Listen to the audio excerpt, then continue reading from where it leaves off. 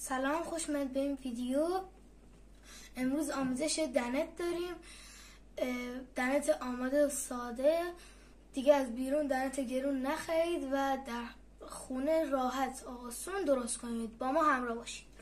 یه لیوان شیر، 2 قاشق غذاخوری خامه صبحانه، 3 قاشق شکر، 1 قاشق غذاخوری پودر کاکائو، 3 قاشق غذاخوری نشاسته ذرت و 1 قاشق چایخوری وانیل. با ما همراه باشید. لیتس گو. ادامه ویدیو دنت شکلاتی. اول وسایل خشک رو مثل شکر نشاسته ذرت، پودر کاکائو و وانیل رو میریزیم.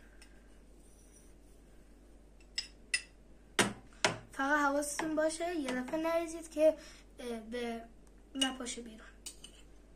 حتما حواستون باشه.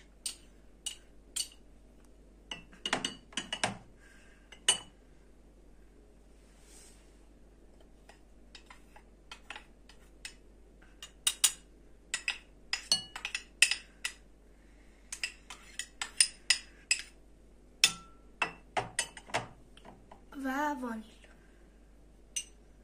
مواظب باشید آروم بریزید که بیرون ظرف نریزه.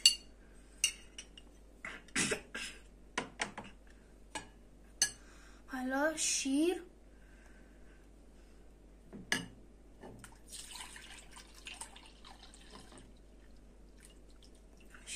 را میریزیم و خامه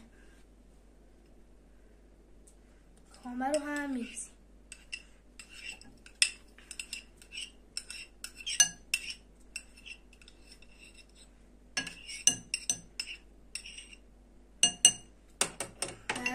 قدری هم میزنیم که دوتایی رو به قدری هم میزنیم که مواد یک دست و تازه بشه. حالا نوبت مخلوط موادمون است. و به قدری مخلوط کنیم که مواد یک دست و یک نواخت بشه. حالا من این تیکه از ویدیو رو براتون تون میذارم که حوصلتون سر نره.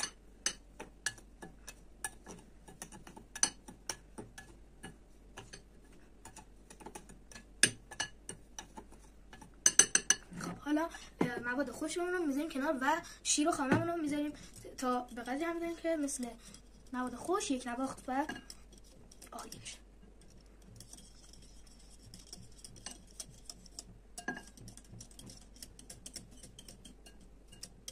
خب حالا این دو مواد رو در قابلمه حرارت میدیم و در ادامه مواد را شیر و خامه و مواد خشک را در قابلمه ریخته و در روی حرارت قرار دهیم و هم میزنیم تا مواد یک نواخت و به غلظت برسه.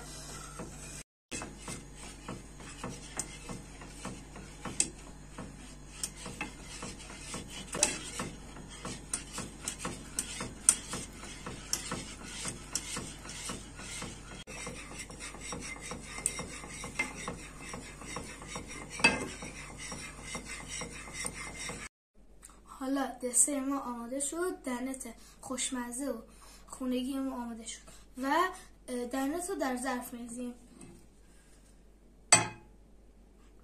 خب در همین این که داریم دنت رو در ظرف میریزیم توضیحاتی هم رو براتون دارم.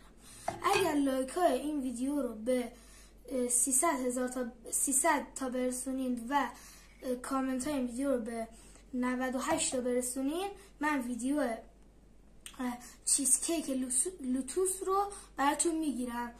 حتما لایک و کامنت و سابسکرایب فراموش نشه.